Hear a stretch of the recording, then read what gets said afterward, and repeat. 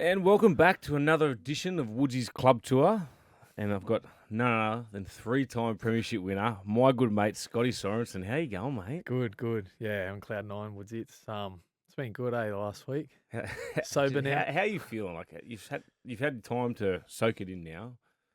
Do you take it in how good it is to be a three-peat? Like no one else has done that. Yeah, it's honestly surreal. Like I'm still pinching myself.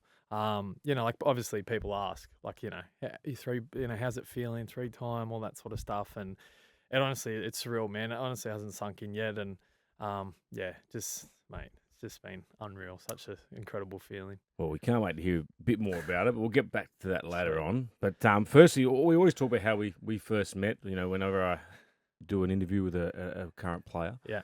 Do you remember when we first met? Yeah. When you come out of old mate's office, we were sitting there in the team meeting around the desk and talking with the coaching staff, and I just remember, Wade, I was just reading the paper, we're having a coffee, whatever, and then Flano's office is just behind. Yep.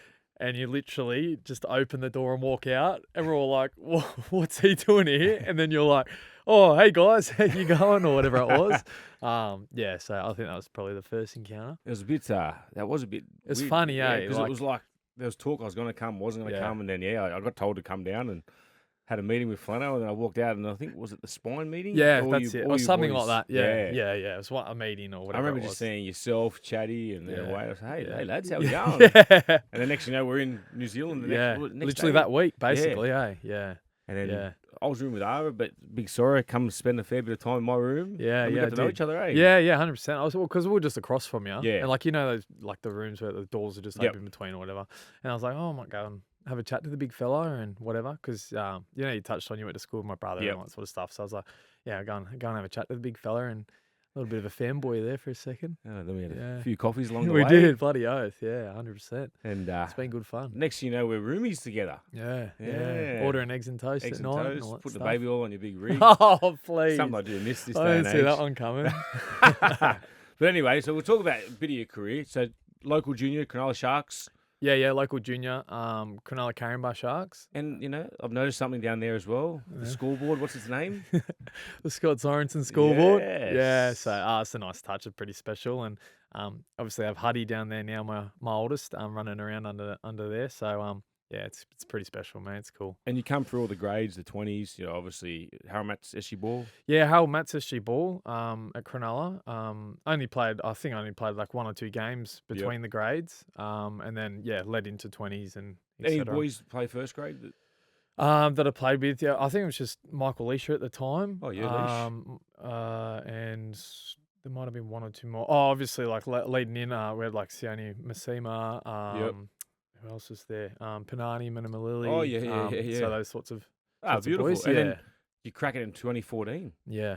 Obviously, it was a bit of a tough year for the club. Yeah. But you got a couple of games at the back end of the year. Yeah, it was yes, like obviously all the peptides and everything that happened at Cronulla, unfortunately. So I just remember I was working out at the airport and just lifting bags and all that sort of stuff. And I just got a call on the Thursday.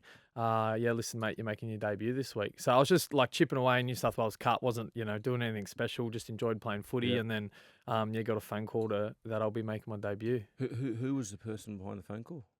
James Shepherd, who was the coach there at the time, going through it all. So, he just called and said, mate, you're playing on Saturday. So, and that was the Thursday. So, obviously, just straight there, Thursday training and the captain's run and then play on the Saturday. And what are you thinking, like, when you get that call and then I couldn't believe it, mate. Like, it was unbelievable. Like, I was just like, obviously, was not expecting it at all. Yep. Obviously, the club, there was a little bit of talk of, like, our whole New South Wales Cup team basically fell straight into first grade. Yep. And then the next thing I know, I'm getting a phone call saying, you're coming off the bench on Saturday.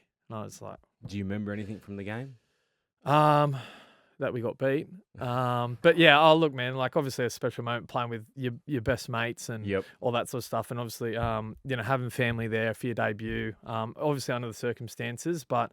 Was that Shark Park? Yeah. It was, just as special. And I actually just had met Elle as well, like the year before. So she was there for the debut as well. Oh, wow. Yeah. So, it was pretty cool. And then we played the last 3 games of the season. And, I had some, obviously some, some senior boys there, like in the likes of Chris Hynton and Jeff Robson and Daniel Holsworth and all that sort of stuff. So they led the way, and it was pretty cool. And so from that, obviously you didn't have a contract the next year with Sharks. No. So what happened there? You go to South Sydney in January, yeah. So it's just like I was just like sort of bumming around there a little bit, but like just sort of kept training and like getting that taste of first grade. Obviously, that's what you want to do. That's all I've always wanted to do. And then got a call for a train and trial contract at South in 2015. How did you feel? Like obviously you played a couple of games of first grade, but then you're sort of in a little bit of limbo. Yeah. Well, man, I just felt like I was just, I don't know, like I'd played and I wanted it more. So it was just like it just set fuel to the fire, man. It was just like, okay, I've done it now. This is like unreal. Like I want more, but like I need to get an opportunity in doing that. So it came up for a train and trial contract at South, and I just grabbed it. Did you have a meeting with? Was that when Madge was coach? Yes. I didn't like really have any meetings or anything like that. Obviously, I got introduced to Madge and the coaching staff at the time, but it was just basically like, sort of see you on Monday. Oh wow! And had you prepared yourself for what Madge's pre-seasons were like? Look, I obviously heard rumours about it, and obviously like they just come off the back of the winning the comp. Okay, yep. In 2014. Yep. So, I felt like he was kind of like, all right, well, work hard, train hard, mental toughness, all that sort of stuff. Led them to the premiership. So I just kind of just fell straight into that. Like, obviously, you want to keep yourself fit and strong, but some of the hardest training sessions I reckon I've ever done. So talk to us. What made it so hard? Like, what about it was hard? Mate, just everything. Like, I suppose I was just not fell into, but I was a little bit of a yes man. Like I just wanted to do absolutely everything. Like that's what good kids do. Yeah, I know, but just like I was just like yes to this, yes to that, yes to that. Like I remember there was a few rehab boys, and they had a 4 o'clock training session of boxing in the city there, and I was sweet, I'll do it. And that was like 4 a.m. Then we'd roll into a wrestle session at 7 o'clock, and then we'd roll into weights, and then we'd roll into field, and then I'll just say yes to everything and anything. You boys have done a 4 o'clock boxing session, and other boys haven't woken up yet. Yeah, literally. And was that like an intense session? Oh, 100%. Mate. Like to the point where you get that feeling your head spins. I need to go to the toilet and throw up. Like it was. Yeah, intense. And would Madge do it with you? Or? Yeah, he'd jump in. So he'd jump in and do it. Yeah, of course. Yeah, he loved it. And, like I suppose in a way, just his mindset, leadership starts from the top, or, I need to set the way. And there's a few rehab boys that are in there as well that are working hard. So, and again, I was on a train and trial. So obviously you want to impress, you want to be at your best. You want that opportunity. You want to sign that contract. So I was up for anything. And you also had so you've got obviously Sam Burgess. He'd left. He'd left. Sorry. Yeah. Or you got Glenn Stewart. He just signed. He just signed there. Yeah. GI was there. Was Tommy and George? They were still there. Obviously Adam Reynolds, Dylan Walker, like all these boys. Yeah. Tim Grant.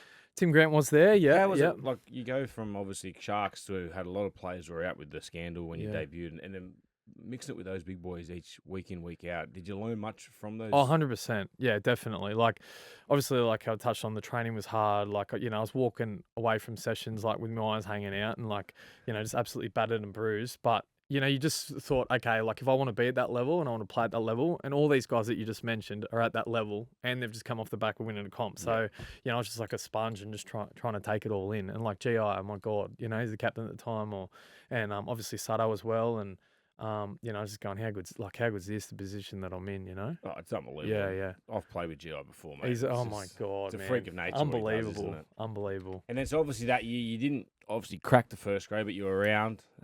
You don't get offered another contract. So you go and so was I right in saying you're working full time on the Wharfs? Is that right? Yeah, so I've finished up that season there. Obviously didn't have a crack at South, but played for the North Sydney Bears there. Yep. And then that was under Ben Gardner, Benny Gardner, who's my assistant now at Penrith. Wow, it's a small world, isn't it? Oh, it's crazy. It's crazy how it all works out. But so I was there with him. And then again, same sort of situation, no real contract, no real anything. Benny Gardner offered for me to like stay at the Bears, and thought like my leadership and growing as a player and a person would, sort of thrive there. But then again, I was just at a decision. I was going, okay, like all right, let's be real. We're like, do I really want to keep chasing this dream? Do I want to play footy or, So I spoke to one of my friends who's working out at Port Botany at Yep. DP World at the shipping wharfs. Oh, yeah, nice. So, he got me an opportunity to work there, which I absolutely loved. It was, it was perfect for me. Obviously, shift work and got paid pretty well too. So, Yep. absolutely, enjoyed that. And I thought I just needed, like 5 minutes just to sort of figure out, do I want to play footy or not? Yep. So you've gone there, then you sort of you signed up with Mounties? Yeah. So my manager said, "Look, mate, do you just want?" It was like June, July, August, Yep. like mid-year, and my manager Sam was just sent me a message and was going, "Look, are you interested in playing just some park footy?" So Like, you've missed the first half of the year. yeah. So you actually fair income about like you just got away from footy for Yeah, a bit. yeah, just Wow. 5 minutes just to just relax. Wanted to earn a bit of money, save a little bit of coin. And then and Elle was working out there as well. Yep. So we're sort of thinking, all right, like want to sort of look into a house, whatever it is, So Yep. wanted to save some money and all that sort of stuff. And then my manager sent me a message and just said, "Hey mate, do you want to play some park footy out at Mounties?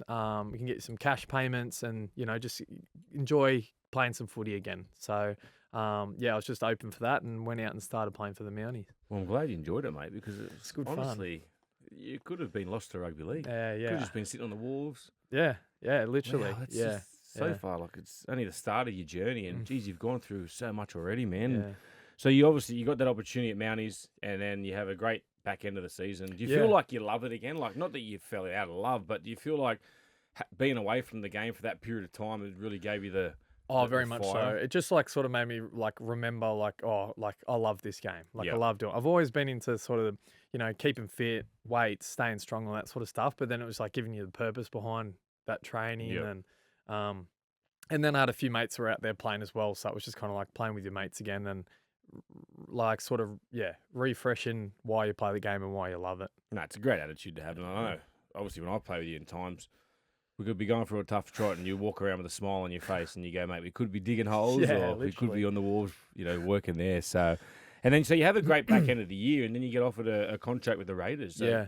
did Sticky come up to you, or Yeah, I just so I just played a handful of games there and actually the story behind it was like Ricky was just interested in who I was and where I'd come from and my story and then the sort of one thing led to another where they thought, did you want to come back the back end of that year? And 2016 it was and just do a bit of training with the first grade squad and Yep. absolutely jumped at it. And so you did is it the preseason with them, or did you got with Canberra halfway through that year? So halfway through 2016, it was like sort of like August, September. Yep. And then signed on actually for the next 2 years, 17 and 18. Oh, with Canberra. Yeah, Oh, wow. yeah, And yeah. then and your debut for Canberra Yes, was against the old club, it was. It was Yeah. against the Sharks. and then that's yeah. your brother-in-law's team, Yeah, Chad yeah, Townsend. yeah. So, all I can remember, I know you're going to ask me, what do you remember of the game or Yeah, whatever it like- was, but like seriously, the Well, way you've it been out- worked out and was you- crazy. And you've been out of first grade for 2 years. Yeah, So yeah. how was that feeling to know that you've got that rugby league, the NRL jersey back again? Yeah, it was awesome. It was the best. Like, Yep. everyone wants to play first grade, and just to get back to that stage again was, it was unreal. And it's just funny how to be against Cronulla Sharks, and like obviously know everybody there and all that sort of stuff. So, I was really looking forward to it. And how was the family that day? Because obviously, Mixed yeah. emotions. Excited for us. Obviously Chad, like especially my sister. Like one of my obviously my biggest supporters, but then obviously Chad as well. So she was like had half a Raiders jersey and half a Sharks jersey. But so it was a really nice moment. And who got the chocolates that day? Cronulla. Oh, filthy, mate, filthy. So all I can remember the games running out and trying to put a kick pressure on Chad, trying to rip into him, and he's just go, "Thank you very much." Hit Groover short. Louis went straight through and then picked up someone and they scored. Did he look at you when he ran past? I didn't, but I knew he He's probably. not that No, type of he's player. not. He's But too he was good. probably thinking like, "Going beautiful, got him there." Bloody chatty. Yeah. I know. So you said you signed. So what? You signed a 2-year deal with the Raiders. Yeah. But then Got an early release. Early So I had a phone call from Sam and said Cronulla are interested if you wanted to come back. Oh, really? Yeah, so that was to come back for the 2018 preseason, which obviously coming back to Cronulla was I wanted to jump at as well. But in saying that, I was very happy at Canberra at the Yep. time, and really enjoyed my time under Ricky, and I had a conversation with him, and he was just completely understandable, could completely understand and respect, going back to Cronulla, and he allowed me to do so. And the next thing you know, I'm back at Cronulla and running around for a preseason. Before we go on the Cronulla, mate, so you spent, a year in Canberra? Yeah, but give or like 18 months. How Yeah, was something it, like man? that. Like, honestly, Yeah, a little bit slow, a little bit of a different lifestyle. Yeah. Obviously, Elle just wanted to get back to the beach every you're a beach weekend man. and stuff. Yeah, exactly. Like, There's not much beaches down in. No, Just a big lake, isn't no, it? that's it. Yeah. So, it's a little bit slower and stuff. I thought, like, I always talk to Elle about, like, maybe if we had kids, it might be a little bit different. Yep. Like, it would enjoy it a little bit more. But enjoy the beach, mate. And then so 2018 preseason comes around, so back into 2017. Yes. Yeah. You're back at Cronulla, you're back in the beaches.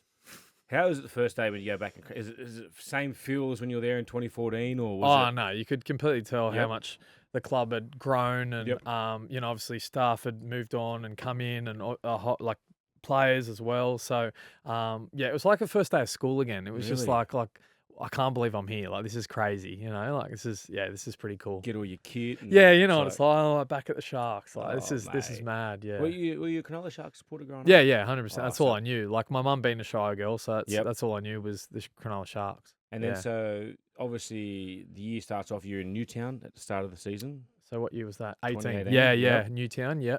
And then I remember was it your debut? Was it your first game back against Penrith? Yeah, it was. Yeah, it was at Shark Park. Talk to us about the highlight in that game. Mate. Yeah, mate. Yeah, that was crazy. It just short ball off Moisar, and sort of went through and stepped, and I just saw the trial on and went through and carried on. Enjoyed that one. That was cool. Mate, that was I remember seeing that. Like, I obviously wasn't with you guys at that period. I was Yeah. still, I think, Canterbury, and then that try was unbelievable, mate. Yeah. Oh, that was crazy. I mean, playing at home on a Sunday afternoon footy, like it's like the moments you dream of as a kid, like being a kid and watching guys do that sort of stuff, and to do that at Cronulla, being the club I loved, on a Sunday afternoon and at Shark Park was pretty sick. And I remember, so when I did come, we spoke about earlier that we had like a bit of fun when I walked out of that team office, when usually having a spine meeting. But do you remember when we were in, I was talking to Alva. He's just come back from England, and I was like, man, I got to interview Sorrow. And I go, can you remember anything about that first? Because I was rooming with Alva. Yeah. And he goes, mate, do you remember when we were just sitting there watching TV, and he goes, oh, do you mind if I ask you this question? That's what I mean before, and I said I was a little bit of a fanboy. Hey, I was just going, do you mind if I ask you some questions? Because at the stage, like, I don't embarrass you, but just, like, obviously playing for Australia, New South Wales, all that sort of stuff. Like, I wanted to know the stories, you know what I mean? I wanted to know, like, I think winning this New South Wales and that sort of stuff. I think you also want to know why I left, and then you were scared to ask the word. Yeah, maybe that as well. Yeah, possibly. But when you get to know, man, I'm an open book. I don't really care. Oh, for sure, yeah. And then that was, and Ava was like, mate, that was so funny. Yeah. Sorry, I kept saying, mate, do you mind if I ask you this? And so, mate, ask whatever you Yeah, want. well, I didn't know you like that. Obviously, that, like, so personally. Yeah. So, but yeah, I was just like the same. Like, I just wanted to know. I wanted to hear stories. I wanted to know, obviously, who'd you played with, all that sort of stuff. So, it was pretty cool. Well, I think we've had a few chin wags in our time, big God. fella. But then, obviously, so 2018, back into that year, you sort of pretty much cemented your spot in the back row. We lose Wado, you're starting back row, and like I tell everyone, myself personally, but I think that was a missed opportunity that year. I remember we were talking about it was so close. Yeah. Felt just like literally just fell short. I remember like we spoke about like losing the Roosters out there at Allianz, and we should have won that one. But these things happen, and and then obviously going down to Melbourne, like what a challenge that was, and that was awesome. But yeah, again, just unfortunately pulled up short. Especially that time, like we'd never been that far. No, like, well, either 100%. That's exactly right. And yeah, I remember when we were sitting having a couple of beers on Mad Monday at, was it Sting Bar? And something like that. One of those joints. Yeah. Like, mate, this is so could have close. been. What could have Like, been? Oh, but, seriously. and then so obviously, and then because you had to play a certain amount of games that year, wasn't it? Yeah. So it was. In that contract, it was kind of like for 2019, how many games you play is, I guess your little upgrade and all that sort of stuff. So it's funny. I just kept it between you and I. About, I'm gonna get to this game, then I get this, and then I get to that game, and all that sort of stuff. So that was just like nice. Like obviously playing first grade and that sort of stuff's what you want to do, but just those little things along the way, it's like sort of I remember Pretty funny. the last game you needed to get the up against the prelim. Yeah. And then I remember because we were talking about it against Penrith with the semi-final before. Yes, yeah. And we were up 18-0 and we were like, and then we get to 18-0. I know. I know. And I think Chatty kicks the field goal. And I remember the shed's going, hey, sorry, next week, brother. Yeah, I know. Oh, that was cool. That was funny. Those are the funny times. It's funny the little things in contracts and that. But it means so much. Like you work so hard. 100%. From where you were from, mate, you were on the wharves. Like you're working. Now you've got a 2-year extension. Yeah, exactly. Obviously, we have that period we just missed out on the grand final, like I just said to you. But then going into 2019, the preseason was weird because remember going up to Christmas, we lost Flano. Yeah. That was funny. Yeah, like how you asked me about that sort of stuff, and like it's bringing back memories and that sort of time. It was a real strange time. Like it was strange. That's the best way to put it. Yeah. Do you remember at training a couple of times, like Johnny Morris and Jim Dimmick would be taking a session, and then Flano was just like you could just tell other things were on his head. Yeah, on his mind. Sorry. Yeah, which you could completely understand. Yeah, for sure. It was just. Yeah, I don't know. It was just kind of like you were training, but you're kind of going through the motions and you're thinking what's happening. You don't want to listen to outside noise. And yeah, it was just a mixed emotion. A strange time. And then I was actually talking to the club at the time about extending as well and being given that opportunity. And yeah, it was just, it's funny times. And then they couldn't do much because they didn't know who the coach was. Exactly. And so, and then, obviously players going, players coming. It was, so, and obviously wanted to sit down and have a chat with Flano, and the manager wanted to chat with Flano, but, he's got things going on or whatever it was.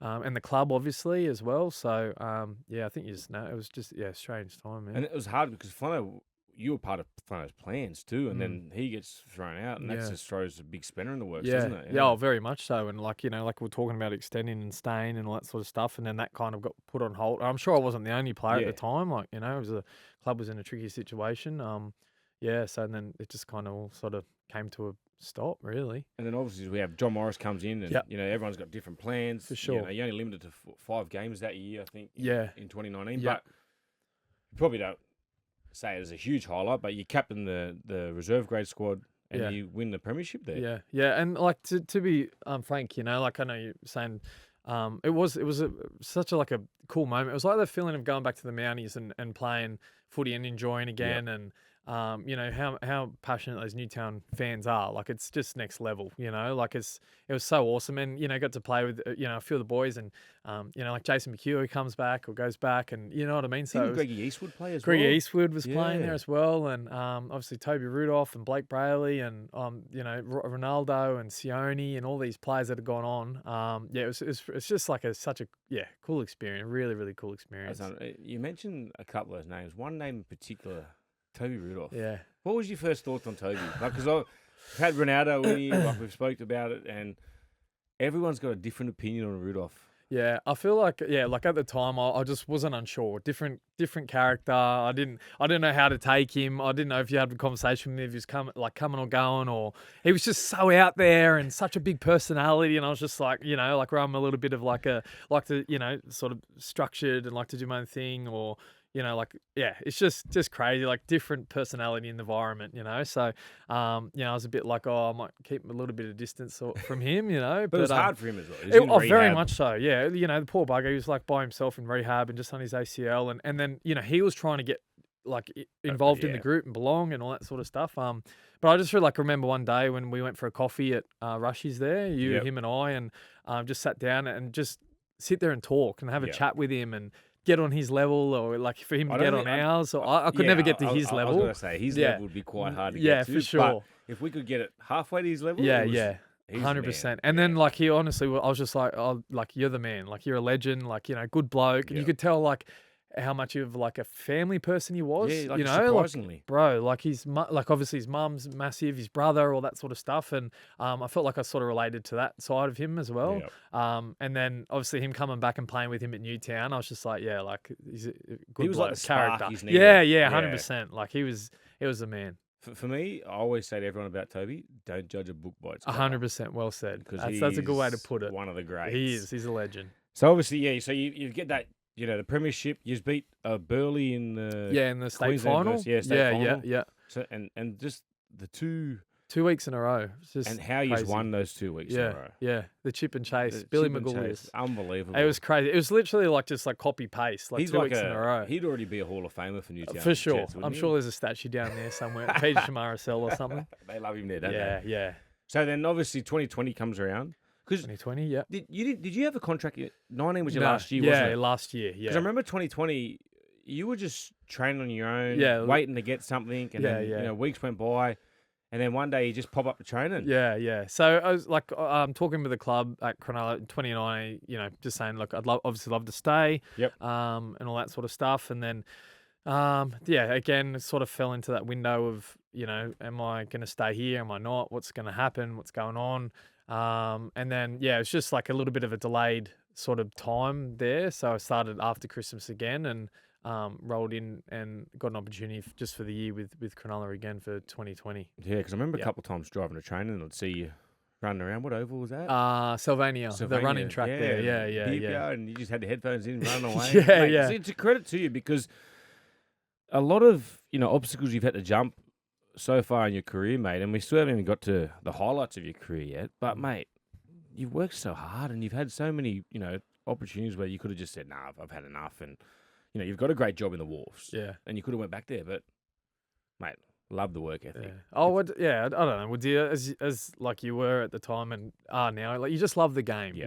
You just want to play. You want to play first grade, and obviously I was just on the phone to the manager and the family, and I just thought, well, there's no point in kicking stones and worrying. Just keep training. Like, just train. Like, stay fit, stay strong, stay ready. So if an opportunity comes up, you're rolling in, and if it's just in an interview or whatever it is, they're sitting going, well, he's looking after himself. That's So and that's what I wanted to do. I wanted to roll in it, knowing that's preseason time. Yep. That I got running under my belt. I'm strong. I'm doing everything I can. So if it comes up, if the opportunity comes, I'm ready to go.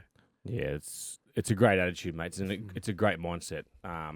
We'll go into a little bit of that later on as well, but that 2020 year was hard. Remember the COVID period? Yeah, of course. It's a crazy time, man. Mate. Absolutely, like, crazy time, hey. Having to travel, same day, fly there, fly back, which you don't normally do in the NRL. No, yeah. Do you remember that little plane we had for the Canberra game? Yeah, of course. It was about a 20-seater? 20-seater, yeah. We're all just, like, holding each other's hand, getting thrown around in the air. Unbelievable. Yeah, that was crazy. And then you remember that game? That was our semi-final against Canberra. Semi-final, yeah. The big fella played hooker. Yeah, jumped in at 9 there and ran around. Yeah, Played really well too. Oh, thanks, mate. I appreciate it. You were never to know that was going to be your last game for Cronulla. Nah, I had so far. absolutely no idea. So you've come off contract again.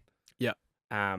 And you've gone back to the wharfs? I didn't go back to it. Was just doing construction work. Construction work? Yeah. That's right, you were too. Yeah, I remember talking to you. Yeah, so I just my sister used to be a reception at a demolition company. Yep.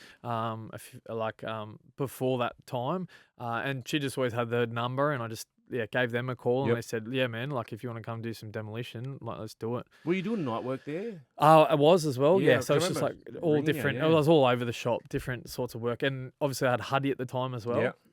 Yeah. So I was just thought I'll just work again, same sort of thing. Keep training, just train when you can, just in case something comes. Yep. And then obviously you need to provide as well. Like and Elle was just at home with Huddy, so and she was doing hair from home, and I was just trying to do some sort of work to pay the bills, obviously. So so I just chipped away at that. So you did that till the end of 2020, am I right? And the start of 2020 as well. 2021. 2021, yeah. So like just after Christmas for a week or two. Yeah. You get a phone call that changes it all. Yeah. So you want to, how does that come by? Oh man, it was just so obviously like I just thought like, talking to Elle, like, what if we go over to England? Should we go over there, or what do you reckon we should do? And she was open to it, and Sam was sort of talking to a few clubs, and like, God love him, was just trying everything and anything to kind of keep me in the football world, and he knew how much I wanted to play first grade, and just talking about possibly going over there, and then he'd call and be like, oh, actually they've signed somebody else, so they've gone here, there, and I was like, just leave it with me. I'm trying to sort something out, and I just remember I've sort of said this before, and this is probably well documented, but got a phone call, and I was just like playing with Huddy in the driveway, just like another day, and just sort of waiting for something, and got a phone call on like a Monday morning, and they just said, mate, Sam was like, can you get to Penrith this afternoon? And I was just like, oh, but like, Yeah, of course. Like, of course I can, like, for sure. And, Yep. I think just like with the opportunities that were kind of kept getting falling short, like before that. So I was just sort of going out there going, you know, if I get to be able to not get an opportunity there or not, I just didn't have real any expectations. I just wanted to go out there, have a chat, be completely honest with them. And, obviously, it's, sort of led to them saying, let's go. So who's in the meeting when you Yeah, have the so chat? I walked in the office and straight into Cameron Serraldo, the Yep. Bulldogs coach now. Had a conversation with him, and then he walked me through to Ivan and Matty Cameron, the football manager there. So yeah, we sat down with Ivan and Matty Cameron and just had such a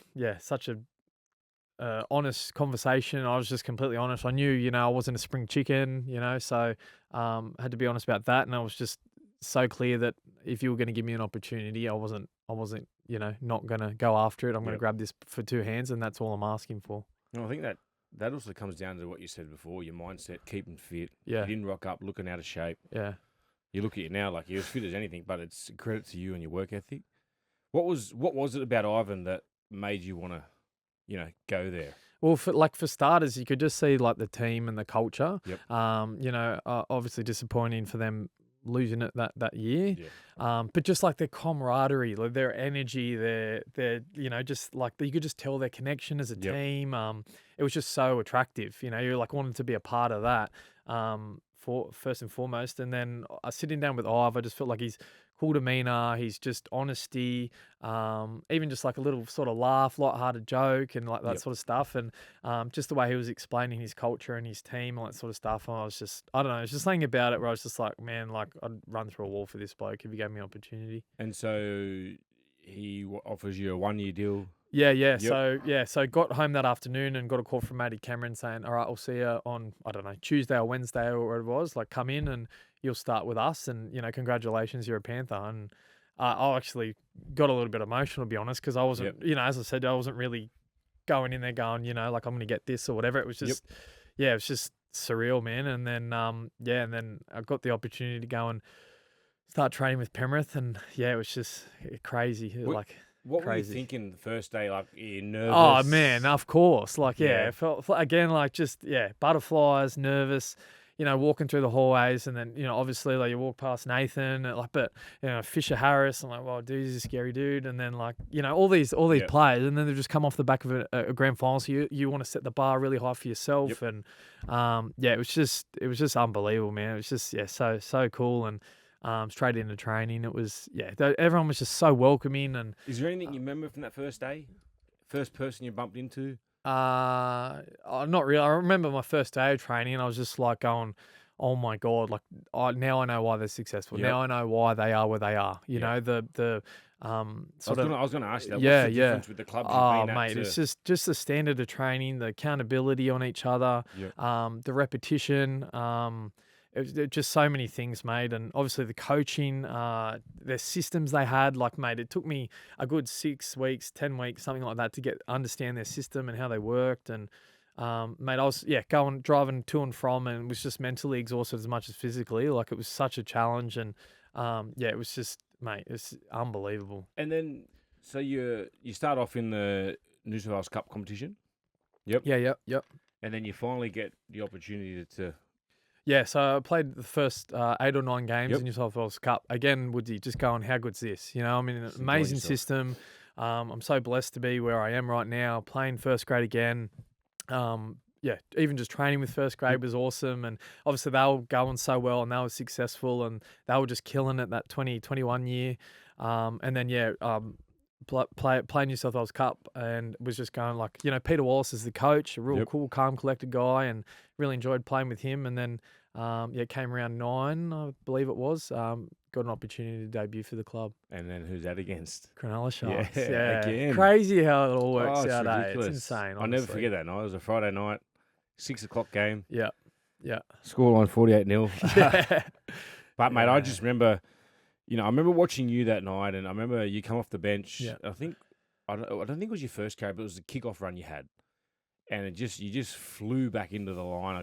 You could just see the look and just how happy you were over there, mate. Like just being around that group. And knowing that you'd made the best decision for yourself, Oh, mate. for sure. It was the best. And, as I said, keeping each other accountable. Like you wanted to run through a brick wall for the coach. You wanted to run through a brick wall for the team, you Yep. know, like all the likes of the names that I mentioned before, with the players that you're on the field with, you want to impress them. You want to do your job. Like, but even still, like he just having Cameron Serrato and Andrew Webster and obviously Ivan as well, just how they were just so calm and just just had me full of confidence and ready to go. So what makes them give all these players confidence? Because you hear about it a lot of the time, but just because Ivan, like you see him and he's a pretty reserved guy when he's in the media. Is he like that when he's just cool, calm, collected? Yeah. I feel I suppose he just says what he needs to say, and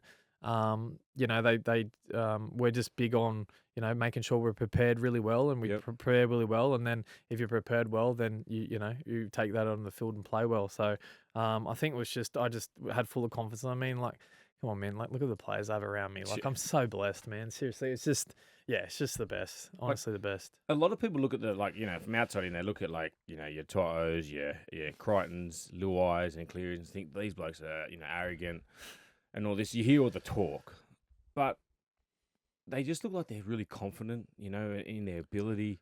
To me, someone like Crichton looks like he's one of the most prepared players in the game. What's their work ethic like? Woodsy, it's unbelievable. Because you see it week in, week out. You probably become used to it, but like, does it surprise you how good they are, or if there's more limits that they can break? Oh, I'm sure that 100%. They're like, and they're still so young too. Like everyone forgets, like hanging out, like you just touched on Stephen Crichton. He's 23 years old, man. And he's just excelled at everything. But just like how diligent, how relentless they are in their preparation, how relentless they are with their bodies. Making sure every stone is, just unturned, you know what I mean? Like unturned, and they just are just so well prepared. And then again, like you watch them, so it makes me go like, I want to be at my best. I want to prepare well. I want to be ready to go. But like you could touch on like Nathan as well. Like he's another level, mate. Oh, and I'll ask you a couple of questions about Nathan. Sweet. But seriously, mate, it was just it's just the why they're so successful when the way they play is because they're prepared and they're confident and they believe in themselves. And you got to give so much credit to Ivan, and because he sets that and instills that to us. So you play 19 games that year for the Panthers. Yeah. 19. You get a contract extension. Yes. In July for 2 years. Yep. Was there any thought of looking outside or just repaying the faith with Ivan and just staying? Oh, mate, I couldn't be happier. Like it wasn't anything but staying there. I had a conversation to go to Tigers at the time. Obviously having a previous relationship with Madge. But you couldn't. You'd have to throw a kitchen sink at everything, but like to get me to move or. But I just went and sat with Ivan and just, basically said, I don't want to go anywhere. I want to stay. Like, I absolutely love this culture. I love this club, and couldn't think of going anywhere else. Oh, it's a great decision you make, mate. And you probably only have one hiccup that year. Did you hurt your wrist? So, the 2021 year, so we were in the final game of the year. Yep. And I went to make a tackle and got old Liam Martin coming with a shoulder and dislocated my wrist. Oh, so you're friendly fire. Yeah. And so you missed one game, wasn't it? Yeah, so 2 weeks, but missed one game. We went up to Townsville versus South in the first final, and we lost against South in the first final. And then you come back to play the next one. Yes, yeah. Oh, that's all right. Yeah. So then you obviously win that game. You go into the prelim. You win the prelim. Yeah. And then you're in your first grand final.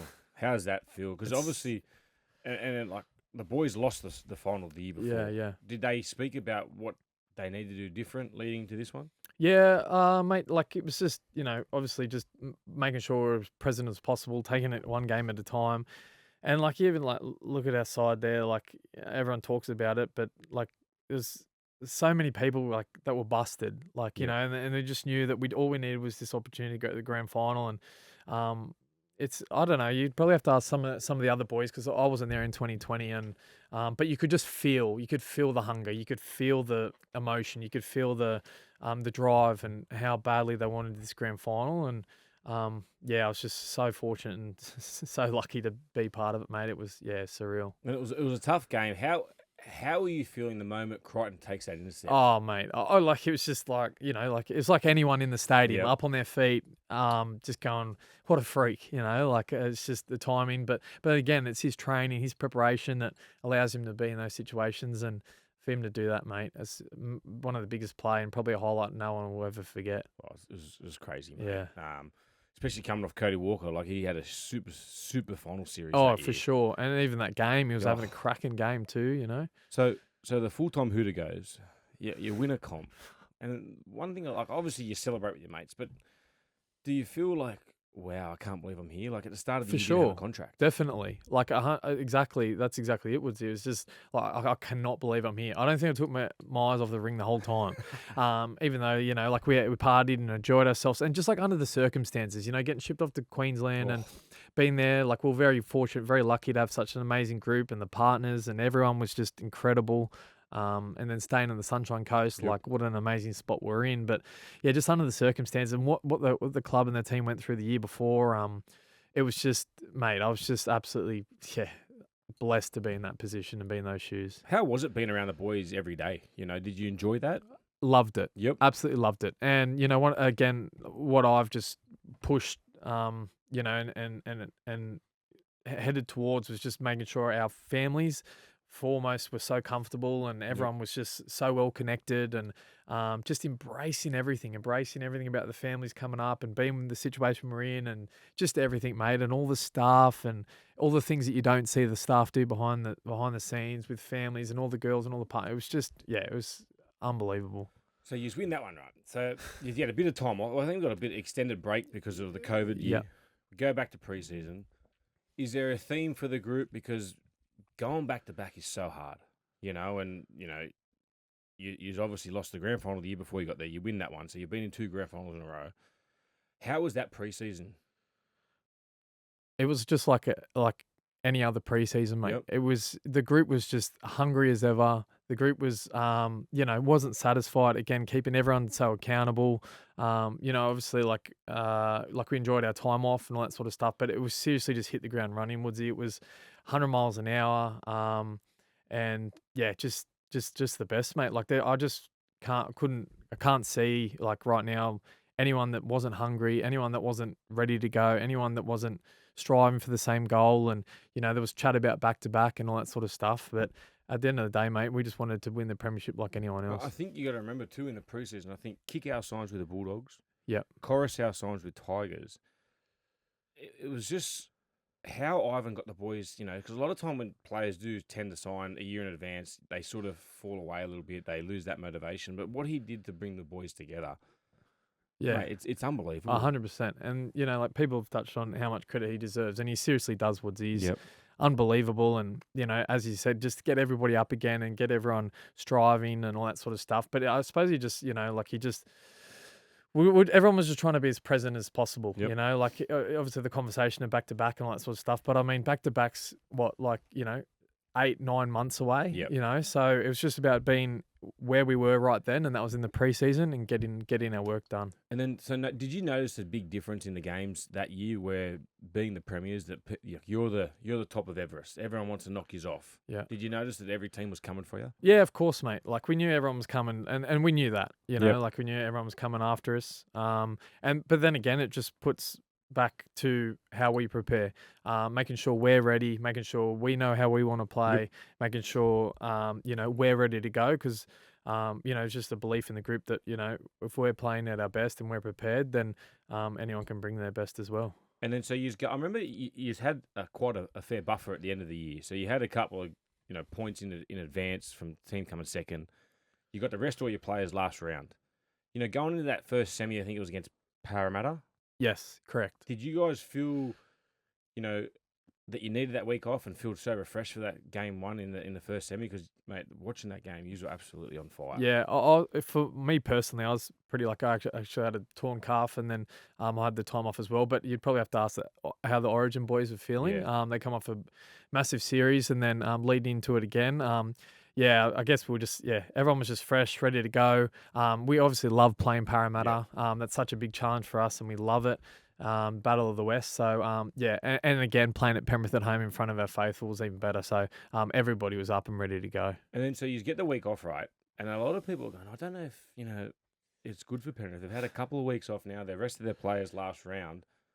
Then you go into the prelim against Souths. You probably didn't start off the best, but then the way you just come home, geez, I've never seen Souths get put away like they did. Yeah, mate. And then again, like it was just how we started, and then obviously swung the momentum and got to bring it home and win that game. And it was such an amazing team win, and everyone just doing their job and sticking to our system and just being patient and got lucky enough to come away with the win. And it was such a great feeling after the game too. Like everyone was really happy obviously with the win, but there was obviously a look in the eye just going like, we're not done yet. One more to go. Yeah, that's it. And it's against Parramatta. Against Parramatta. So you just don't need any more motivation. You're looking for back-to-back. Yeah. You're coming up against your arch rivals.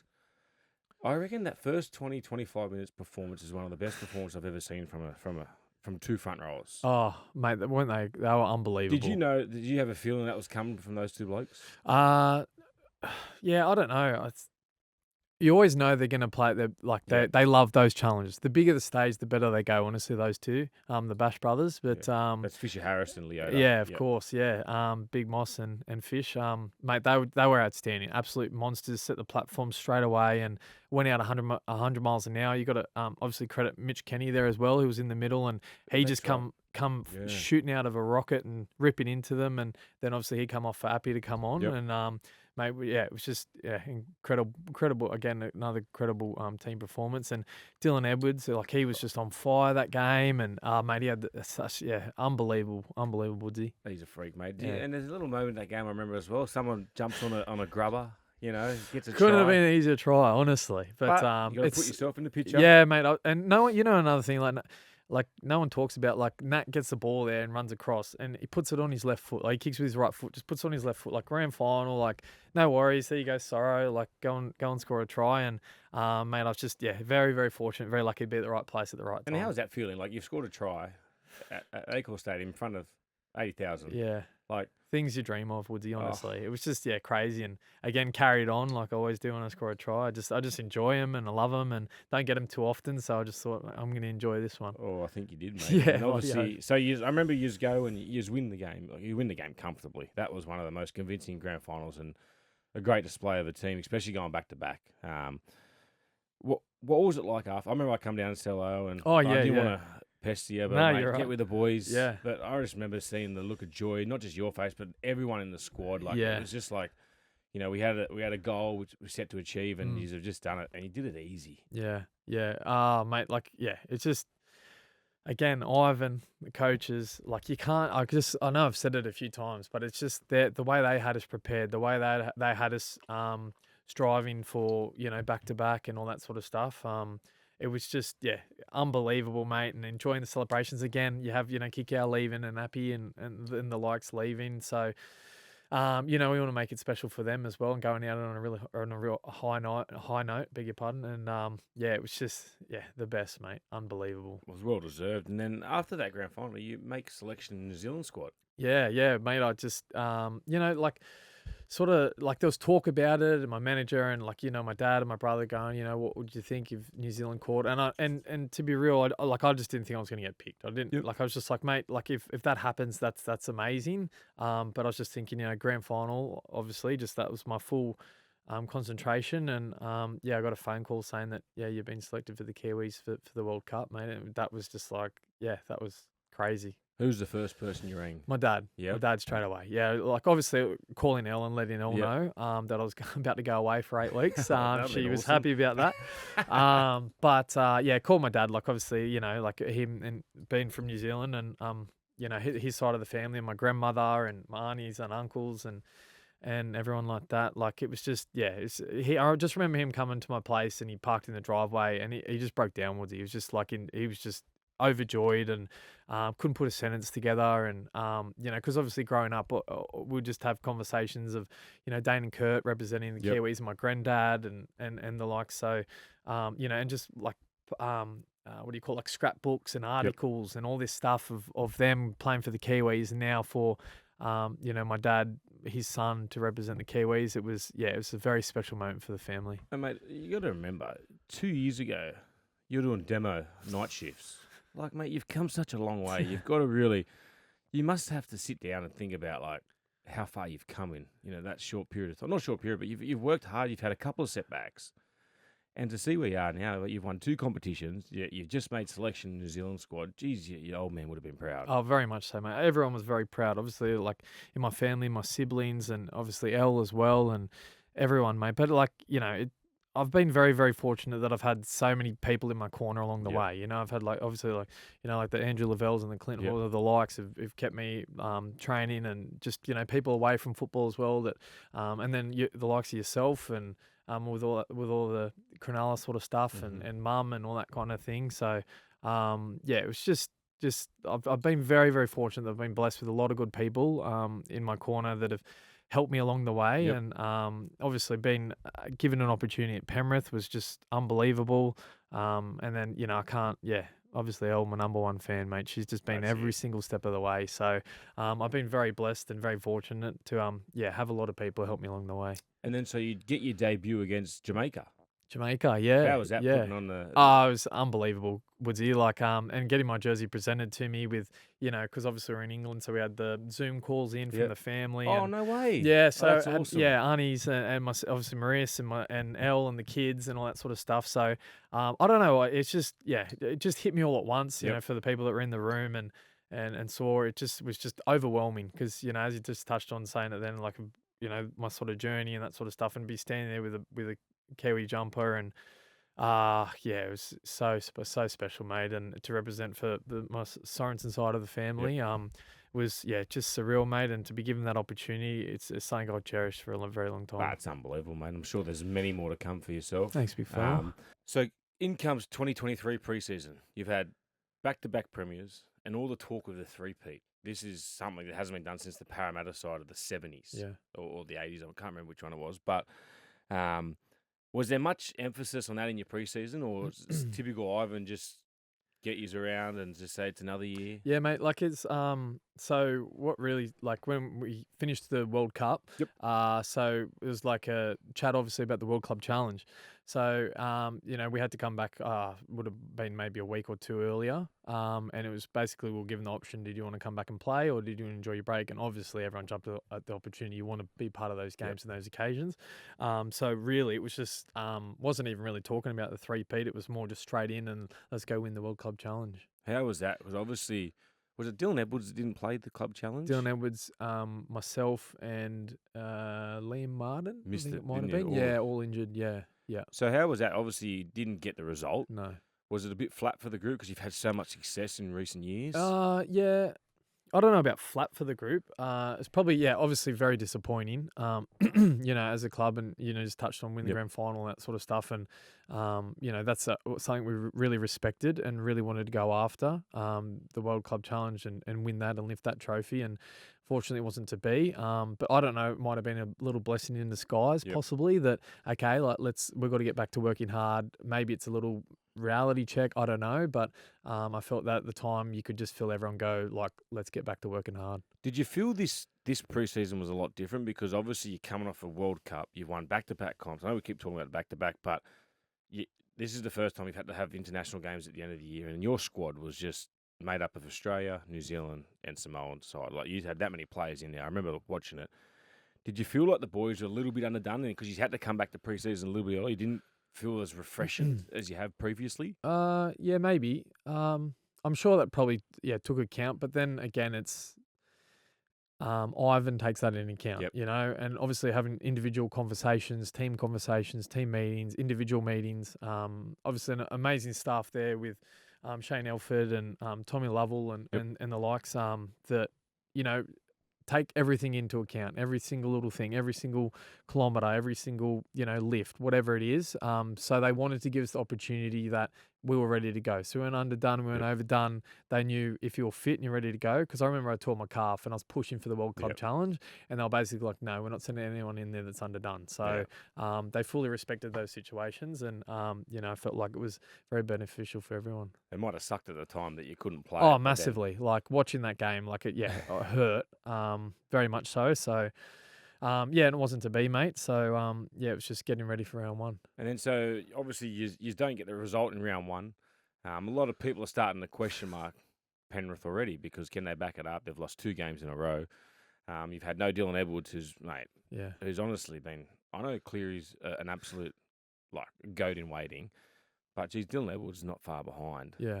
Very much so. I he's- could talk about him for hours as Oh, well. Like he's just unbelievable. He's been unbelievable for I us, just mate. love watching him play. I hate playing against him, but Yeah. just love watching him play. Yeah.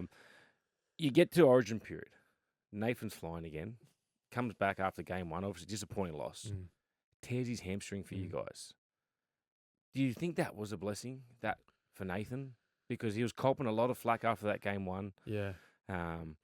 There's a lot of talk about, they can't do it at Origin level. But in your opinion, do you reckon it was a good time for Nathan just to get away and refresh? Yeah, possibly, mate. I feel like so much of it's just so unwarranted, honestly. But it's that's it's tall poppy syndrome in excuse Australia, me. mate.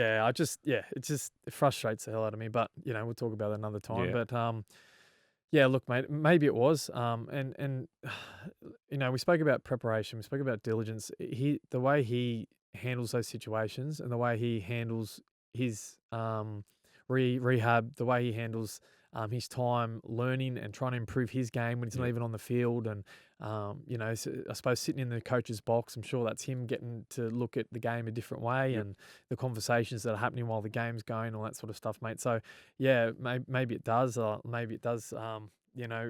Spark him and set him to another level and another way that he wants to come in, and in a way as well, it gives somebody else an opportunity, and that was Jack Cogger, and mate, he was unbelievable for us. I feel like he deserves a lot of credit as well. Yeah, he was outstanding. He's a good fielding man, especially when you lose Sean O'Sullivan from as the well. year before. Yeah.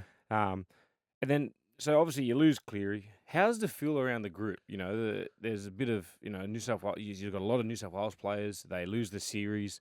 They come back from Origin camp, back into the Penrith squad. How are they handling? Does Ivan give them time off, and does he refreshen them up?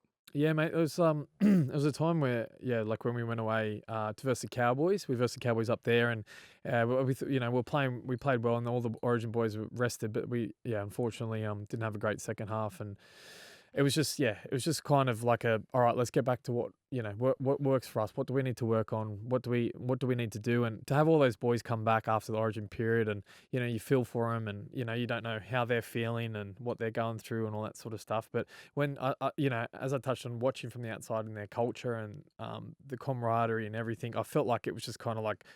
The family's back, the band's back together, and after that Origin period, and they all handle it so well, and just so team first, and just want to put a Panthers jersey on again and play, and mate. So it was just it's just like, let's get back to what we do well. Yeah, and you speak about the team first mentality, right? So he's going to last round. I think he's 2 points behind the Broncos. Yeah. So they've got the opportunity to get the minor premiership, but then Ivan decides to rest the majority of your squad. Doesn't care if he's getting the minor premiership or not. How are the players with him resting him more? Yeah, man. It wasn't like a we don't care kind of like it wasn't like that. It was like obviously, we respect that we know very what much. You're caring about. Yeah. Of course, yeah. But like it's not like we didn't respect it. Like winning the minor premierships always, such a credit to the club. Finishing first, like in such an amazing season. So yeah, it was just like let's look at the bigger picture here, I suppose. So it's just the way it was. We actually had quite a lot of the boys still playing, and then Nathan had returned as well, and it gives other boys an opportunity and debut and more experience and that sort of stuff. So it was it's kind of like, let's do what we do. And then you get the minor premiership because Brisbane they end up losing to Melbourne Storm in the last round. Yeah. Then you guys come up, you have a great semi-final win. The first one, and you get the week off again. How's the feeling around the group then? Yeah, it's and then that's when all the three-peat chat starts from the outside, and I just think obviously Ivan as well, but you got to talk about our captains in Isaiah and obviously Nathan. So just about worrying about us. Okay, what do we need to do now? We've got the week off. Let's get some training in the bank. Let's get, little things that we need to work on, little things that we need, a connection, whatever it is. It allows you to do those sorts of things and be ready for what's ahead. And you play against the Storm in the prelim? Storm, yeah. And there was all the talk about, they copped a lot of flack through their middle, that their middle wasn't as good as what it has been. Solomon is going to come out and, fight fire with fire. Geez, your big man stood up again. Unbelievable, hey. Like, our middles were just, exceptional. They were fantastic, mate. And to be honest with you, mate, I'd never been so nervous before a game. Really? Yeah. I don't know what it was. I just, coming up against a storm, I always love versing the storm. And I don't know, I've just never been so nervous. Like, it's just like, I don't know if it's because, just because I suppose it's trying to get into the grand final. It could have been like, a few things. Maybe Elle talking about the wedding. I don't know, all these sorts of things, So, but I was just real nervous, mate. And, just had a our team just had a conversation about, being present and making sure that we go out there and perform the way we want to perform and play the way we want to play and just worry about us and the rest will take care of itself. So I felt like we just sort of fell into that mindset and went after him. So by saying worrying about ourselves, did you have any attention on Solomona when he said he's going to come out and try to take your middle on? Not really, mate. Like, you know what he's like. He's a big, powerful, huge, strong, big bugger. And he's the biggest bloke I've ever played it's unbelievable. He's crazy. He's crazy. So, mate, but then to us, it's just that's a challenge. It's a motivation. That's what you want. You want people saying they want to come out and take you on, and that's exciting. That's why you play the game. That's why we want to win. So yeah, it just had us ready to go. Well, for me, I just think it was a silly move by him because you don't want to poke the bear, and I think he poked two bears in your starting front row. And, geez, they were enormous again. Yeah. You just win that game. So I was at that game. We commentated that one at Triple M. Watching you guys, you celebrated, but you did look like the job wasn't done yet. Yeah. There was another one that, three-peat was obviously the whole year. Was there talk of the three-peat? Like, was there an end goal of something you wanted to achieve as a group, be the best team that's ever played the NRL? Now you're one step away. Yeah, mate. That's exactly, you want to be the greatest team ever. Yep. For sure. Like, there was a little bit of talk about that, and then obviously the three-peat, like that's unbelievable. That's awesome. But Woodsy, like the whole season, we're no different to any other team. We want to go after the grand final. We want to win a premiership. Everyone says, "Oh, can you do it? Are you hungry enough? Where's the motivation?" Our motivation is to win the comp. That's what and everybody wants to do who plays the game. And we're absolutely no different. And then obviously there was a talk about the red hot Brisbane Broncos and how well they're playing and all the stars they have in their team. And we just knew we had another challenge ahead. As I touched on before for the 2022, it was like that feeling. Everyone embraced it and enjoyed that win and really happy with how we played. But it was that look in the eye. All right, we're going again next week. I remember I got to come interview both sides at the FanFest day, and I walked away from that saying this is going to be, personally thought it was going to be a great grand final because both sides didn't seem nervous. I got to interview yourself, a couple of Penrith players, Liam Martin, Brian Toto, just sound like it was a normal game. Then I got to interview Adam Reynolds, Kevy, Kurt Capel, and it felt very similar to when I was interviewing you guys, and I just thought, I think this is going to be a really, really close game. Like, I just thought that both teams aren't nervous. They both know that they're the 1 and 2 side of the competition. And then the grand final. Wait, what about that start? Was it one of the quickest games you played? Because personally watching it, it was making me tired watching you guys. Yeah, it was unbelievable. Like, first of all, how you touched on like how we're feeling when you came and interviewed us and that sort of stuff. So that might have been like the Wednesday. Yeah, I it was think. a Wednesday. Yeah. So in a way, it was still pretty early. So I suppose everyone was just being present and embracing the week. You got to embrace the week and enjoy the week. So I think everyone was still pretty relaxed at that stage. I'm sort of just talking from myself. But yeah, I feel like everyone was still a little bit relaxed and, just knew that, just enjoy it and have a little bit of fun with it. And then, as you touched on with the game, it was just 100 miles an hour, back to back. It was just crazy. You get that bit of cotton mouth, dry mouth, and it's just so quick, mate. It was, And then at the start of that game, you just couldn't ask for a better start. So you're up, I think it was 8-0. I think it was, 8-0. Yeah. And then that try to Tommy Flegler right on half time. Did you just feel like, geez, going in half time, we should be up by a bit more? No, I don't know. I just felt like we were kind of like, we could have stopped that try. We should have stopped that try, especially before half time. But at the end of the day, mate, it's a grand final. So that first half was done. It was getting into the sheds. Let's regroup. Let's, press restart, I guess, in a way. And let's get ready for the next 40. And then obviously everyone knows what happens straight after half time. The onslaught comes. Crazy, mate. Crazy. So I think it was 24-8. 24-8. 24-8. Yep. You're behind, so 22-8 kick to come. You're behind the post. Who does all the talking when everything's going against you at the moment? You've lost Yo, you've lost Luai. I was actually off at the stage as well. You were off as well, had were a you? head Oh, knock. Yeah. wow. But like even before before we got to that stage, I think it might have been 18-8 possibly, 28, something like that.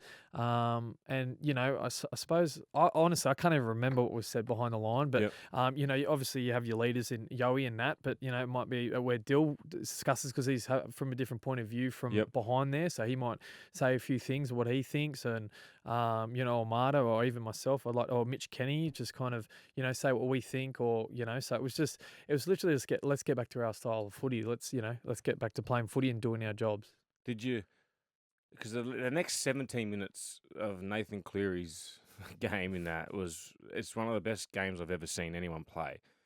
Did you see the look in his eyes when it looked like Luai comes off? He just wants to own the game. Yeah, And then obviously Jack Cogger going on as well. Personally, I think that was a masterstroke. Like you could tell Luai was a little bit busted. And when Cogger comes on, he just straightens you blokes up. And then the balls he was just giving to Cleary just had so much time. Yeah. What about the feeling? Kicks the 40-20, play 3. Mate, crazy. Like one's said about the look in your eye, like it's happening so fast. But like you can watch back now and watch the replays, and you can see there's just a fire in his eye. He's just a look in his eye where he's just going after it and owning it. I went up the tunnel. I think it might have been 24-8 or whatever it was, and then I come out of the tunnel and it's 20-24, and I'm just going, well, like, what happened there? And obviously watching it afterwards and going, oh, so that's what happened, Nathan Cleary. But yeah, it was just, and even Stephen Crichton, I thought he was sensational. And obviously our back three were just unbelievable. And then, so what happened, and I just thought, the way he performed and hurt his knee during the game and all that sort of stuff, just took it in his stride and just owned the team, and he was sensational. Well, firstly, Crichton, I thought, mate, some of his touches in that comeback were just they had to be pinpoint. Yeah. And some of the grubbers, the repeat I was about to say, not just his hands, like kicking as well and everything, and scoring the try. Like Tony Staggs. Exactly, great mate. defender. It was just, it's such a credit to him, mate. And his 100th NRL game as well. Not a bad one to... 4 grand finals in 100. Crazy. Not bad. Yeah. Cleary gets the ball on the left edge, looks to go to you. Oh, I played the ball. Oh, you played the ball. That's right. Yeah. Looks to go left, steps back under. When he gets through, like, I remember watching you on the replay, your head's just like, what is going through there at the moment? It was insane. I remember, so I just remember playing the ball and I was like, just get out of the way, And then you know what? Can I say that? You did the right job. If you had stayed there, they could have used that as a blocker. Yeah. And then they could have just fell down. But by you coming back, it gave them no option to forfeit a milk a penalty. Yeah. Oh, but it's, regardless of that, it was just, crazy. Just Nathan just looked up, took the ball on. I think we might have had an underlap, I don't know, but he's just gone, give it to me, and that's what big players on the big stage, that's what they do. And obviously coming back on his left and saw some space and ran through, I'm just like, this is unbelievable. How good's this? Like, it was like 3 minutes left. Freak. Yeah. Absolute freak. And, fortunate enough that it was under the post. We're not diving into a corner. And as the master class does, is he just puts it through the post and it's 26-24. The bell rings. Crazy feeling, Woodsy. Honestly, there's nothing like the bell ringing after a grand final and the rush and the emotion and getting around everybody and everyone just running in going like, that is why you train your backsides off in November, December. That is why you train your backside off every single day, keeping each other accountable. And this is why you turn up for your mates. So, like I said, this is the reason why you turn up for your mates. How was this one any different to the other two? Obviously, like with the circumstances we're in and the scoreline and all that sort of stuff. And obviously the three-peat and all the, the chat around that. It's mate, winning grand finals is just the most amazing feeling. It's incredible. But just to have it the way we did and the way we won, it's mate, and Nathan, and it's just such an incredible feeling, mate. It still sort of feels surreal. Like I'm still picturing myself. It's crazy. And there's a lot of talk undisputed champs. You've had your wrestling belts out there. Yeah. Was that like something that you used as a theme for it, or? Yeah. Just like the back end in there, just a little bit of a theme around going forward, and Ivan brought that in, and we just thought, like it wasn't like anything, completely, No. like it's just a bit of Yeah, lighthearted just a bit fun, of it, just yeah. to keep the, like, I guess it, like, a little bit of A bit of balance. yeah, you know what I mean, between like it all being so like all serious and preparing, but also having a little bit of lighthearted fun and enjoy it as a group as well. You Yep. know, so you want to have fun just as much as you when you're playing. So I thought it was a pretty cool touch. And so you've won 3 comps, right? What's the difference with all 3? Is there anything you can pinpoint? Obviously you won one in the COVID year. The second one was convincingly. What about the third? Like, is there any difference with all 3 of them, or you just love them all the same as Mount? Oh, mate, you just love them as much as each other. Like, it just you can't not, like, it's just every single one obviously had a different story and had a different opposition, obviously. So they're just as special, mate, and just all the hard work that you put in and the outside noise of winning one and then the back-to-back and then the three-peat and all that sort of stuff. So it might be something that I sort of think about more later on in my career or retire and all that sort of stuff, but I just absolutely cherish every single one, mate. And talk to us. Obviously we spoke about the grand final. Talk to us about Nathan Cleary as the player in person. Like, a lot of us only really see him for the 80 minutes at the end of each week. What's he like week in, week out? How diligent is he about his game? We hear all these stories. Does he run the video sessions, or like he's a coach on the field at the same time as a player? Like, just tell the people out there what he's like. How long have you got, Woodsy? Oh, mate. Honestly, as long as you mate, obviously as a person, like the way he makes sure every single box is ticked, he'll make sure every single box is ticked again, making sure that he has all his notes ready to go. He's kicking games ready to go. Like, we'll finish the session. He'll still be out in the field for another hour easily. Like, we'll finish our training session. We'll do our extras. We'll come in, we'll do our recovery, ice baths, etc., shower. We'll go get our massage. We might do a little bit of video, and we'll come out, and he's still just kicking. Like, he's just so diligent and cares so much, and that's why we absolutely love him and know that, like, the way he plays, because of how much work he puts in. Like, he makes sure every box is ticked over and over again, and just so diligent, such a leader, and growing so much as a captain as well, and all the the pressure of being New South Wales halfback, then Australian halfback, and then obviously leading us as well. Mate, he's just exceptional. You talk away from him away, and obviously wants to help everybody, wants everyone to improve. Like, Nathan, I need to work on this. Yep, sweet, let's go. Such a team man, and as a person away from the game as well, like, just so genuine, so much time for everybody. The amount of boots he's, giving away to little kids or whatever it is, he's just got time for everyone, mate. He just sacrifices so much as a person and for our team, and just such a wonderful leader. And I don't know how Ivan's feeling for him to be a son, I'd just be so proud, and it comes from such a beautiful family, and Ivan and Beck and his siblings, just such an amazing person, and so genuine, so down to earth with everything that happens around him. And mate, everything that comes his way is so well deserved. He deserves everything, mate. He's such a champion. Oh, mate, you just see how highly you speak of him. It's remarkable, and the flack that he cops for being so good. It's frustrating, mate. It's like I said to you before. It's the tall poppy syndrome of us Australians. Everyone wants to bring him down, but mate, I think he'll be at the top of Everest for quite a long period of time. I don't see him going too slow too soon. He's on fire. Yeah. You got a lot of different characters in your sheds. How is it in there? The boom boxes blaring everywhere you go. Yeah. I see when you run out to training, different people lead out who goes out, and you're all jumping around. It's like you're getting ready to play a game. Like, does it just rub off on everyone? Just that, because you see blokes like Crichton, Toto, they jump around, Luai. Then you see Taruva coming this year. Yeah. They're all just feeding off each other. Yeah, it's awesome, mate. Like, it's and like, I'm 30 now, Woodsy, and I still feel like I'm 22 being around those guys. It's just the best energy they bring in, and just bring, like, life and a bit of lighthearted fun and a joke, and it's such an amazing balance and such an incredible group to be a part of. Absolutely, love it, and You know, you got like obviously Liam Martin is just an absolute team pest and into everyone, and Yeah, talk you to us know, about just him. 100 miles an hour. You don't really like, hear much about Liam, but I've heard a lot of stories. Yeah, mate. He's just into everybody and anyone, and you know, just like stupid, funny things. Like, you know, you go to put your boots on, you got chewing gum all through your boot, and like you say, I try Marto, or you just get there in the morning. I've just driven from Cronulla. I put my bags down, and he just jumps on you and starts wrestling. You're like, why? Like, you know, it's just the way he is. You know, he just can't help himself, and he's into everyone and a pest. And but like, it's character. You know, like you love him having them in your team, and yeah, just everyone gets along so well, and we just got such a pretty cool and unique group. And it's just all so organic, you know, like people talk about, are you arrogant, are you this, you that, and you know, sorry, we believe in ourselves and we work hard, you know. That's so it's such a incredible group to be part of, and I absolutely love going to work every day. Mate, I just think you're confident and you're winners. You always win, and people, you know, get frustrated that you're always up the top. And they always want to bring you down here, mate. You know how it is. You've had some highs at Penrith, right?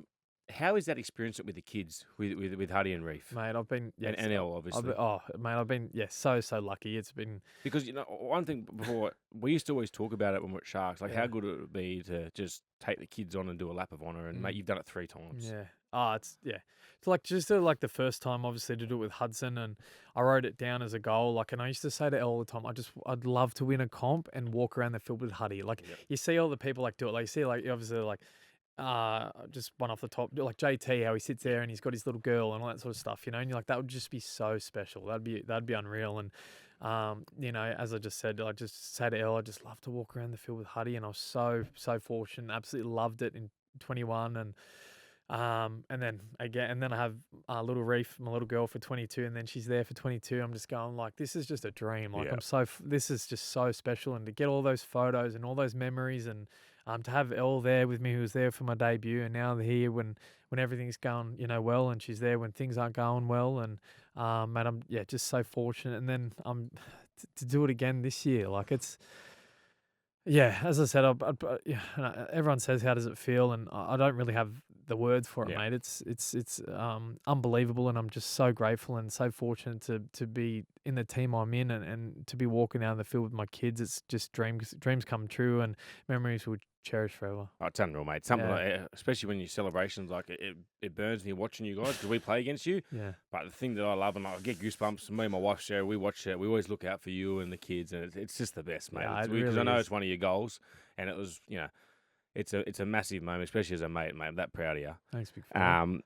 And then obviously, what's ahead in this off season, mate? You got some plans? Yeah, getting married, big fella. Yeah. So like, excuse me, you know, trying to get married, you know, but then obviously COVID, and then we had Reef as well, and had the kids, so we delayed a little bit, and then we had the World Cup, and so I think it's time, and God love Elle, she's been waiting patiently, so you know, heading in 10 years together, so it's time, and really looking forward to it, and getting married in Bali. So it's a bit of a theme, like 3-peat with the grand final. This is your 3rd time organising a wedding, mate. Crazy. Something about 3, maybe. Who knows? Maybe 3 kids. I don't know. But I'm happy with 2 at the moment. Yeah, so looking forward to it. And then speaking of 3, you've re-signed for 3 years. Yeah. Oh, there you go. That's another 3. Everything happens in 3s, mate. Yeah, there you go. Yeah. Before we talk, was there any other clubs interested? Obviously, 2-time premiership winner at the time. Before you re-signed. Yeah. Look, mate. I just spoke to my manager and just said, to be honest, I didn't really want to hear about Woodsy. There was obviously talk, but I just said to my manager, you can take care of the talk, whatever. I just want to focus on this. I want to be at Penrith. You know, like I want to stay at Penrith, and I just couldn't. I couldn't see myself wearing another club's jersey. You know, obviously, respectively, I was speaking with Elle, and we needed to put the family first. I'd never been in a position like this before, Woodsy. You know, been in a successful side, and I suppose the resume, looking how it was a situation I'd never been in, and you know, but I just couldn't go I didn't want to be anywhere else. I wanted to be a Panther, and I'm so extremely grateful that the club could give me the opportunity to re-sign and to do it for 3 more years, mate. It's an incredible feeling, and something that I don't take for granted. Well, mate, it's bloody one that's been well earned from your career, especially what we've gone through today. And I think from a Penrith fans' perspective, they'd love hearing that, because if you don't want to put any other jersey on, that just shows you how much you love it out there. Oh, I love it, mate. Absolutely love it. And you just touch on the fans as well. Like, we're just so fortunate. Away games, home games, rain, mate. hail, shine. How good is it playing at Penrith They're the Stadium? worst. Full house. They're Oh, please. They're the best, mate. There's one bloke on the tunnel that just gives it to me every time we play against you. Oh, mate. Well deserved, I reckon. Oh, mate, I had a good record against them early in my career, not as of late. Can you do 4-peat? Yes. Yep. Yep. Beautiful. 100%. It's not what every 16 other clubs want to hear, but mate, You look, I just think, the group we have, the leadership we have, the team and the players we have, the age that they're at, I feel as well. There is no reason why we can't do it. Yep. And I genuinely and honestly believe that we can do that. Well, I think anyone that writes you off is an absolute idiot, because if they've wrote you off after the first year, they look silly. If they wrote you off after the third year, they're laughable. Yeah. And, mate, I just think you're going to be a very powerful squad again, and it's going to be hard to beat. I know you're losing Crichton and Spencer Leniu, but something that you boys do at Penrith is the next person always stands up. Yeah. It's that next man mentality. Yeah. Before we finish off here, mate, we always have this set of 6 that we do. So we ask you 6 questions. This is about players that you've in your current squad or players that you've played with. Okay. So the first question is, teammate you'd want by your side in a fight. Ooh, that's a good question. You've got some big boppers out there that I'd be scared of. Yeah, probably Moses Leota or Fish would definitely have to be in there. I wouldn't mind having Dill Edwards there. You can throw him as well, man. Yeah, like I reckon I'd love to have him there. Yeah, definitely. Edwards? And I feel like he'd just keep going. You know what I mean? I don't think he gets tired. No, exactly. That's what I mean. So we're fighting, as you step in, you go for it. I can't punch out of a wet paper bag, to be honest with you. I seen his stats the other day. He's run for 5,000 plus metres 2 years in a row. 2 years in a row, I know. Like, people don't understand how hard that is in rugby league. That's more than 200 metres a game. Yeah, exactly. Yeah. Jesus Christ, mate. Well, I don't blame you with him. Hardest decision you've made in your career? Oh, look, mate, I've been very fortunate, and I can't say I've had to make too many hard decisions, but it probably like just after the 2015 season when, finished up there with South, which is kind of like, all right, like that was hard just to sort of walk away and think like, okay, enough's enough kind of thing. Maybe I should just give it away. That was probably hard because all I wanted to do was play first grade and I love the game. But yeah, I can't say I've had too many hard decisions, mate. I've been very fortunate. Well, I'm glad that you got through that hard decision and come back, mate, because you've had quite a career. Yeah, I can't say I've had to make too many, mate. I've been very lucky. And this is going to be hard for you, mate, because there's 3 that I can think of. Favourite game you've played in? You already know the answer to that, mate. Grand finals. Grand final. Pick one. Mate. Which is the big dog? Because they're all different. They are. That's a hard one. I reckon, you know what? Probably the 2021 prelim. Oh, wow. Yeah. No, when we versed Storm. When we versed Storm in 2021. There was something about that game that I just absolutely loved. Yeah. Suncorp, Sunday afternoon. And you know what? Yous weren't the favourites. Yeah. That was the year that Melbourne broke all the records. Yeah. I don't know. It's just something about the game that I remember that I absolutely loved, and winning that one, that was something special. I remember Nathan Cleary did a mad crossfield kick. Yeah, that's the one. Unbelievable. Yeah. Most influential person in your career? I've got too many to name, Woodsy, to be honest. Give us a couple, mate. Show us what you got. Oh, because there's always it's hard to pinpoint one person. Yeah, obviously, I'd have to say self helped me out with there a lot. I don't know. I can't really say one person. I feel like my sister definitely as well. Like she helped me through a lot. Elle for sure. But there's a lot of people, mate. But like at this stage in the last few years, I felt like probably Ivan, to be honest, mate. He'd be probably right up there and help me out. Oh, Cameron Serraldo as well, and funny, Andrew Webster. That's what I mean, mate. I can't really pinpoint one. I've had a lot of people helping me, mate. We didn't get to touch on that before, but Webster and Serraldo have gone on the coach, mate. Remarkable what you're doing at Penrith, mate. Jesus, it's unbelievable. I've been very fortunate. Favourite celebration in your career? This one? This one. Yeah, You only for stopped sure. just before I rang you to come on air, didn't you? Oh, please. What, yesterday? Oh, Nah. stop it, mate. Nah, yeah, definitely. Just this one, mate. It was,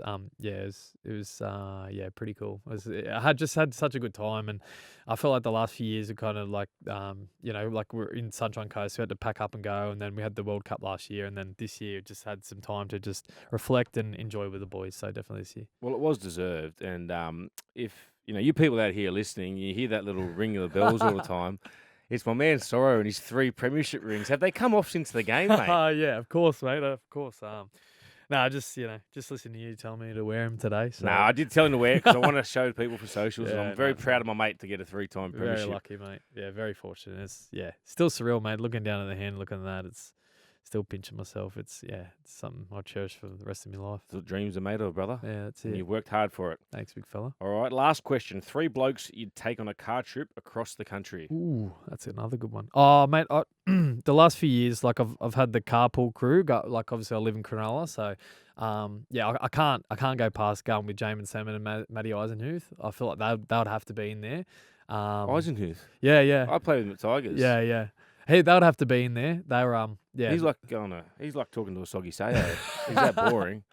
No way, mate. He's good fun. We just have a good time, and Nah, he's a good man. Yeah, he's a champion, mate. I rooted with him on a trip away. He's one of the greats. Right. And you can jump in there too if you really want. I'd probably argue with Izo. Yeah, probably. You just can sit in the back.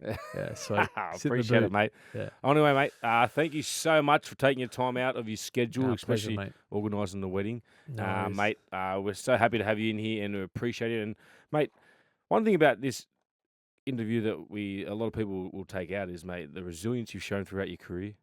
It's been remarkable. There's been a couple of times where you could have just said, no, that's it. But you've worked so hard and you've become a 3-time premiership winner. You've played for your country, mate. And there's still more to come, I reckon. So, mate, congratulations and thanks for coming to join us today on Woody's Club Tour. Appreciate it, mate. Thank you. Appreciate it, mate.